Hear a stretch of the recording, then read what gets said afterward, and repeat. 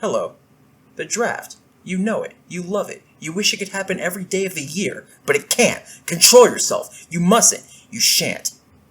Military conscription, often called the draft, is when the state tells you, hey, enough living it up with your fancy yacht parties and endless happiness. It's time to give for the homeland. The homeland in question in today's video is the United States, but stick around and I might get to your country in a bit. Probably not though, as I only recognize 150 countries, and a lot of them aren't going to be in here either. When you turn 18 in this country, you're mailed a form from the Selective Service System that you must fill out and mail back. Failure to register is a felony and can get you fined up to $250,000 or get you locked up for 5 years. Additionally, a person who stops you from registering is also subject to those punishments. So if your parents thought you didn't have to go, what with you being the only son to carry on the family name and all that, it's about time they woke up. You have until you're 25 to fix it. The registration, not the carrying on the family name. Some states even throw on extra punishments if you don't register, so that's always fun. The United States used the draft 5 times. It was in all the wars you'd expect and in none of the ones you wouldn't, so we're not going to talk about any of those times. You want to know how it works nowadays. Well, since not, we're on an all-volunteer military. The draft could come back though, we just don't need it. Yet.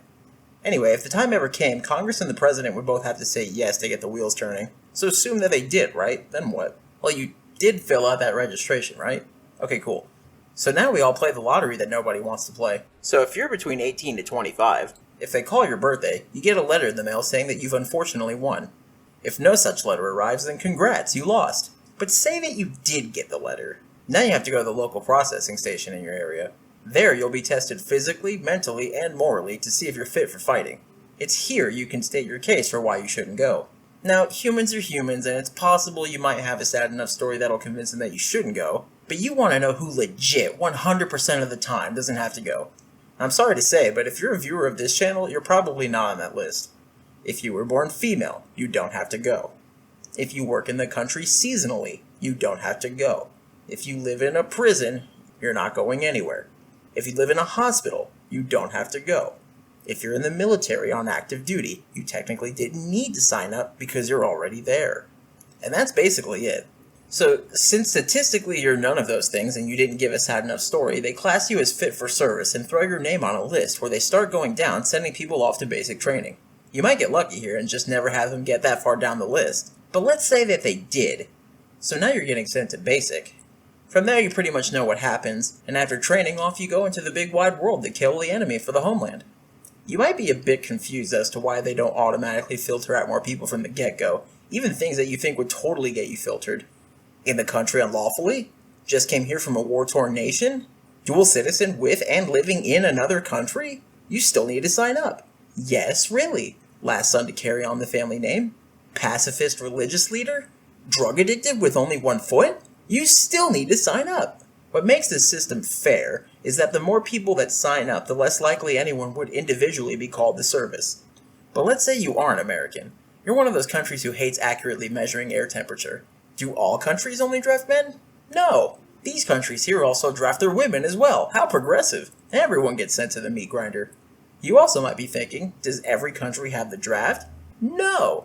A bunch of them don't. A lot of which genuinely surprised me. So how do they do conscription in some other countries?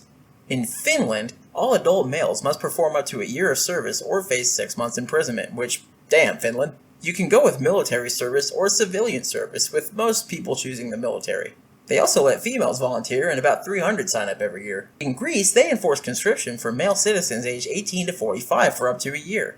Once you've served your year, they will still keep you on reserve and will annoyingly call you back to serve for 1 to 10 days at irregular intervals. And it's like, how do you plan anything around that? In Egypt, they make you serve anywhere between 1 to 3 years, then they keep you on reserve for 9 years after that. After which point you'd be 30, and Egypt considers anyone over 30 unfit for service. North Korea deals with this. South Korea deals with this. Any minute now. In Taiwan, it used to only be mandatory for adult males to serve 4 months, but as of the first of this year, they bumped it up to a full 12 for, no reason at all. They just thought they could use more pep in their step, In Iran, you have to do 2 years of service once you hit 18. If you refuse, you'll lose your job, health insurance, your ability to travel abroad, your bank accounts, and more. However, the wealthy are exempt from this. Also, apparently if your dad fought against Iraq, you don't have to serve. Ask the Martyrs and Veterans Foundation for more information. In Mexico, they use a lottery system using colored balls. Drawing a black ball means you don't have to perform any duties at all. You just coast for a year, and then they cross your name off the list forever. Bing bang boom. A white ball means you serve in 3-month shifts for a year in the Army. And a blue ball means you'll serve in the Navy, where you'll develop blue balls out there in the water hundreds of miles away from any senoritas. Ay ay ay. All in all, the use of the draft in modern times is very rare, and a lot of the time, volunteer armies are enough to maintain whatever's going on at any given moment. So just chill out, man. We don't need to start using it again. Yet. Thanks for being with me again today.